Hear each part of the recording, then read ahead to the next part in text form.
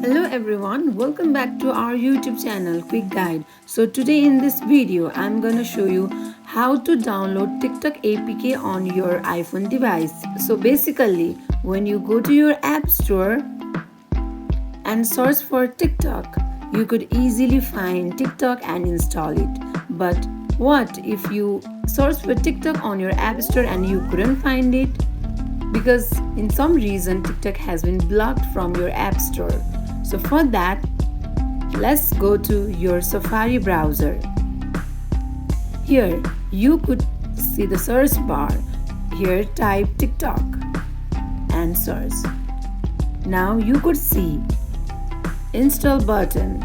So to install your TikTok app, click on install button. As I have already downloaded my TikTok app, so you could see update button, but you haven't downloaded your TikTok before, then you could see install here. So you can click on that and install your TikTok on your iPhone device.